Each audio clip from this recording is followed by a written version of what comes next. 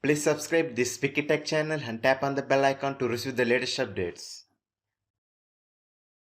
Hi everyone, this is TSM from WikiTech. Hi guys, hope you all are good and doing great. Last video I talked about 11 mobile tips which helps us to save the smartphone battery life. So if you haven't not watched that video, I was providing the link in the icon now, so you guys can check out from that link. And in this video, let's talk about what are the sensors available in the mobile phone and what are the mandatory sensors. And also before purchasing a mobile phone, it's very important to check out the sensor what is your priority. If the company did not enable that sensor for the particular mobile phone what you choose, it's better to skip that mobile and go look for the another mobile model which the sensor was enabled. So let's talk about the sensors in this video. The first sensor is the proximity sensor. It is very important, and this proximity sensor is the default sensor in every mobile phone we have. This proximity sensor is nothing but like when we are dialing the phone call, if we get a phone call, or even if you're doing phone to anyone, whenever we pick up the phone call and we put the phone close to our ear, then the screen turn off automatically. It is happened because of this proximity sensor. If the proximity sensor did not working properly, then when you pick up the phone and if you put the phone close to your ear, then screen that does not turn off, which means the display was still turned on. So by accidentally you can click on the options in the dial pad when you make a phone call. So at the time the phone call get into the hold, or even the phone get disconnected by accident touching your cheeks, the phone get disconnected. So the proximity sensor helps us to turn off the phone when you attend the call, or even when you are doing a call to someone, even the WhatsApp call, the Facebook Messenger, everyone, even the Skype video calling, not video calling, Skype calls. The proximity sensor helps us to turn off the screen when you pick up the phone and put the phone close to your ear. Then automatically the screen will turn off with the help of this proximity sensor. And also some mobile phone companies also do this. With the help of this proximity sensor, we can do some gestures like while you watching photos in your gallery with your palm, if you do like this, the photos will slide from one photo to another photo with your hand gesture movements. And also if you turn like this, the phone will get, the volume will rise up. If you do like this, the mobile will disconnect it. Incoming call will disconnect. There was some kind of gestures that was there.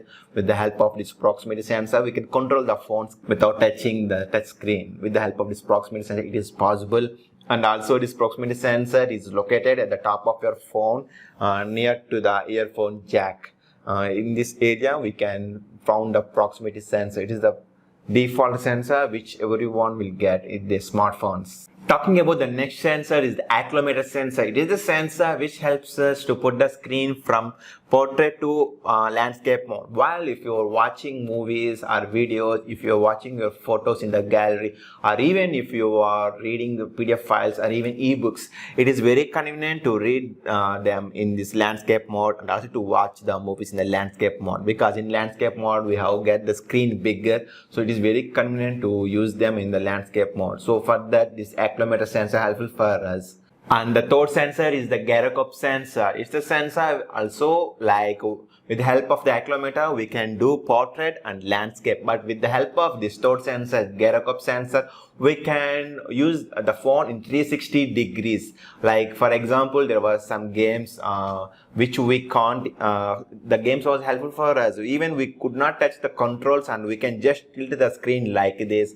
We can easily play the screen like racing games, especially if we are going into the car. If you put the screen like this, the car go to the right direction. If you put the screen like this, the car go to the left direction. We can, without touching the controls, we can play the games with the help of this gyroscope sensor. VR headset is a good example. With the help of this virtual reality headset, we can feel the movie in 360 degrees. For example, at the front side we have seen the gorilla was coming. When you turn to right side, we have noticed that the Godzilla was coming. When you turn to left side, we have seen that the King Kong was coming. When you turn the back side, we have seen that the Anaconda was coming.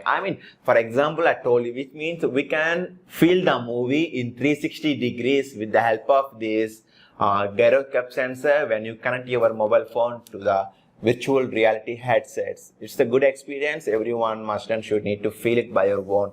Then only you can understand what I mean by saying 360 degrees. And the fourth sensor is the ambient sensor. It is a sensor which helps us. For example, when you go into the direct sunlight, the brightness of the screen goes to a top level, to 100 level. Means we can look the screen conveniently in the sunlight, direct sunlight. We can clearly see the screen. When we come to the dark room, then the brightness of the screen comes to lower level according to the room condition. Means this ambient sensor calibrates the temperature in that, in the environment, lighting condition, and it will maintain the screen brightness from 0 to 100 level according to the lighting conditions. And the fifth sensor is the magnetometer sensor, where it is also called it as compass sensor. We know that with the help of this compass, we can identify the direction, at what direction we are standing. With the help of this compass sensor, we can easily calculate the direction. Like for example, if we are going into the hill location, if we are going into the new location, then we don't know exactly at what direction we are standing. So at that time, we can easily identify the direction with the help of this compass sensor, and we can identify the direction whether we are in north or west or east or even north south. North or east or north or west. We can identify the direction at what position we are standing at that particular moment with the help of this compass sensor. And the magnetometer sensor is also helpful to find the metal detection. Like in bomb scat, we see that the bomb gauge is helpful for us to find the metal. So like that, in this mobile phone, the magnetometer sensor is also helpful for us to find the metal. If we install the application for the magnetometer, and if we put a phone close to any metal, then we have here a beep sound in the mobile phone, which tells us there was a metal in that area. So with the help of this magnetometer sensor, we can identify the metal detection. With the help of the compass sensor, we can find the direction. Of course, compass sensor is also used as the magnetometer sensor to identify the direction, but additionally we can identify the metal with the help of this magnetometer sensor. And the sixth sensor is the fingerprint sensor. It is the sensor which we are seeing nowadays in all budget range and premium flagship devices, which is very helpful, very secure. We can just unlock the phone just by tapping the fingerprint, and we can easily access the phone without typing the passwords, without typing the patterns. And it is also secure and convenient way, the fingerprint sensor. Even we can do bank transactions also with the help of this fingerprint sensor, and mostly all the applications was allowing us to put the fingerprints to the application, so which provides the more secure the fingerprint sensor. And the seventh one is the Face ID sensor. With the help of the front cam, we can easily unlock the phone. Of course, this was not give more secure, because if you have twin brothers, if you have twins, then your brother can easily access your phone when you are sleeping. So which was not secure. And even the Samsung flagship mobiles also, even the iPhone XR 11 Pro also, this Face ID does not more secure when compared to the fingerprint sensor. The eighth one is the iris sensor, where a fingerprint sensor works with our fingerprints and Face ID works with our face, but this iris sensor works with our eyeballs. Means in our eyeballs, we have seen there was a white color area, and middle there was a black color retina. In between the middle, black color and white wall, there was a membrane which is called iris. With the help of this iris sensor, we can unlock the phone, which is more secure when compared to the fingerprints and when compared to the Face ID sensor. But still, this iris sensor does not come into the full-fledged. So still the apps was developing. There was a lot of research was going on to make it the best. So it will take some more time. Of course, this was available in the Samsung Galaxy Notes and iPhone, but still it does not give the best result. Still the development process was going on this iris sensor. And the ninth one is air blaster. It is the sensor which helps us to operate the TV and even the refrigerator or even the smart gadgets in your home. By using this air blaster sensor, it is possible. You hope you remember that most of the Xiaomi phones will get air blaster the front side in this area. means there was a bulb here. So with the help of that, we can operate the controls of your TV. Means we need to install the universal app from the Play Store. So then you can easily operate these gadgets in your home with the help of its IR blaster sensor. We can't see this IR blaster sensor in the company phones like Samsung and LG and iPhones, but this IR blaster sensor is mostly available in the Chinese models. And the 10th sensor is the barometer sensor. We know that the barometer is helpful as to find the pressure levels at the sea level, and also we can calculate the height of the depth of the sea also. Like that, this barometer, with the help of this barometer sensor, we can identify the weather reports. This barometer collaborates with the GPS location, and which helps us to find the exact weather reports at the present situation where you are staying. We hope you remember the old HTC phones. There was a default widget in every HTC mobile's weather report widget. So it works with the help of this barometer sensor, and the results was mostly accurate. We can find out with the help of this barometer sensor.